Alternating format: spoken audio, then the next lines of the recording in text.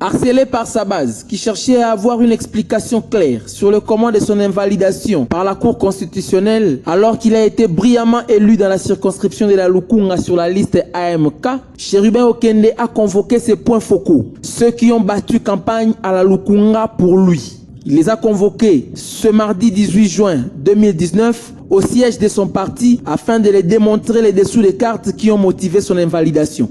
Il vous souviendra que c'est par sa décision numéro 028, CENI du 11 janvier 2019, j'ai été proclamé élu sur la liste de l'Alliance des mouvements du Congo. Le lendemain de la publication de ces résultats par la CENI, j'ai appris de sources dignes de foi et concordantes que mon élection a suscité la rage des honorables Jeannette Kabila, Aubin Minaku, Néhémie Mouilagna et de M.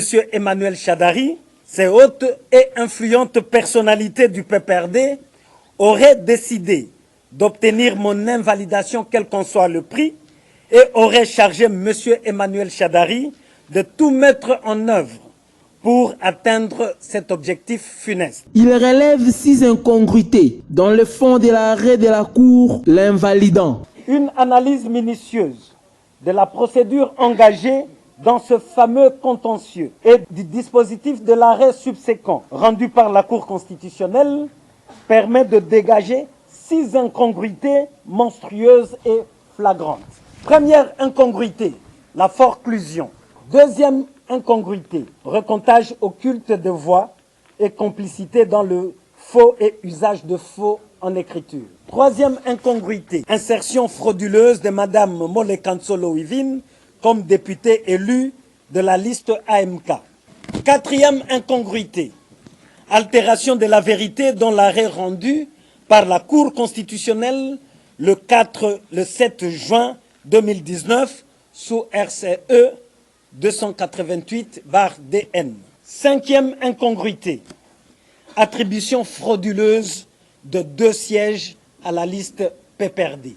Sixième incongruité, application erronée de la loi électorale. Mais il ne s'avoue pas vaincu. Il préconise quelques actions avec le soutien de sa base qui ne jure que sur la réhabilitation de leurs élus.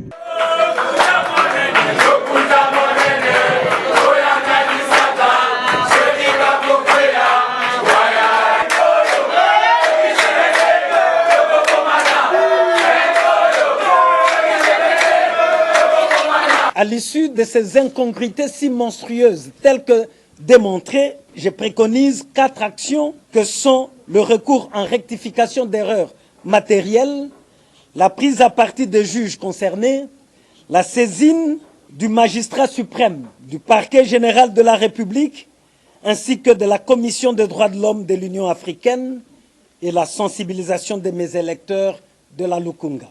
La balle reste dans le camp de la Cour constitutionnelle après la promesse de son président Benoît Luamba pour pouvoir corriger les erreurs matérielles et réhabiliter ceux qui, par mégarde, ont été invalidés injustement.